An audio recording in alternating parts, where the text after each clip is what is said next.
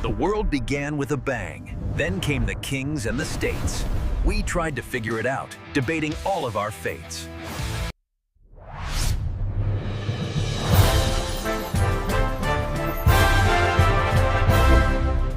Welcome to PoliSci Philes. What is China's ultimate goal? It's a question that's been debated for decades, really. It's been wrapped up in all this speculation. But what if there was a detailed blueprint, one that's been hiding in plain sight this whole time? Well, today, that's exactly what we're going to do. We're going to unlock that plan, using Rush Doshi's landmark book, The Long Game, as our key. Right, so what does China want? For years, this has been the central debate. You've got some folks in the West who think Beijing's goals are kind of flexible. Maybe they're just making it up as they go. Then you have others who are convinced there's this secret master plan for global domination. Turns out the truth might be something far more methodical. And look, this isn't some fringe theory we're talking about. The evidence is so powerful that it's making top experts, people like Susan Shirk, step back and publicly say, I need to re-examine my views. She thought their aims were open-ended and malleable. That is a huge shift in thinking. And this is exactly where the long game just cuts through all the noise. The author, Rush Doshi, he doesn't listen to the pundits, he goes straight to the source, China's own internal top-level Communist Party documents.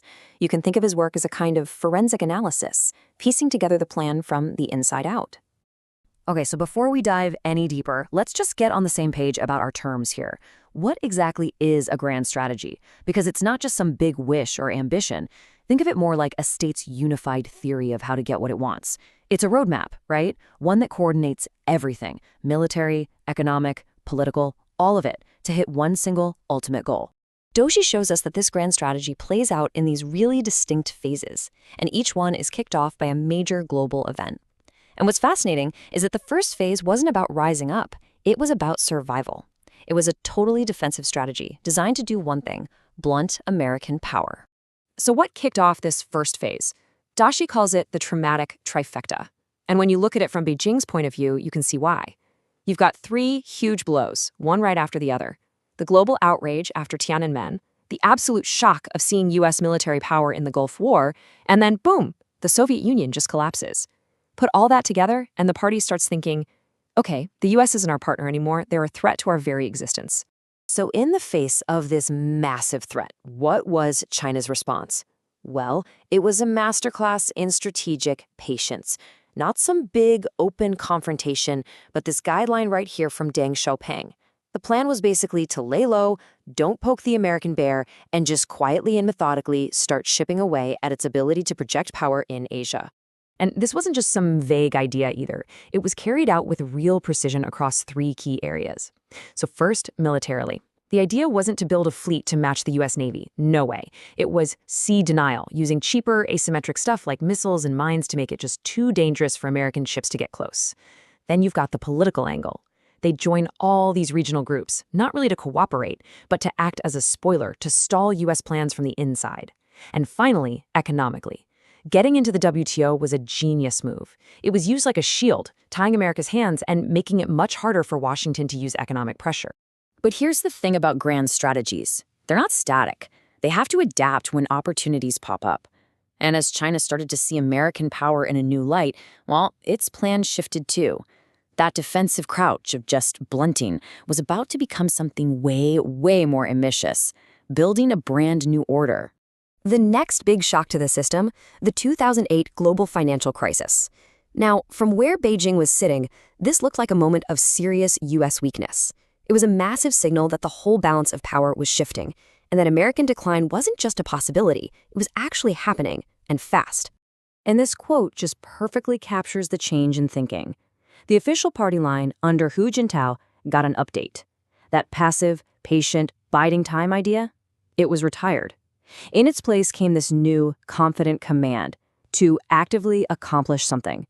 This was basically the green light to go on the offensive. So what did this building phase actually look like? Well, the tactics changed in a big way. Militarily, the goal went from sea denial to sea control. Now we're talking about projecting power with aircraft carriers and building overseas bases. Politically, instead of just stalling from the inside, China started launching its own rival institutions like the Asian Infrastructure Investment Bank to compete with the US-led system. And economically, it went from defense to offense, building this huge web of influence and leverage with massive projects like the Belt and Road Initiative. And that brings us to today, to the current phase. This is where things really escalate, where China's ambition breaks out of its regional box and goes fully global. And just like before, it took another trifecta of events to kick things into high gear.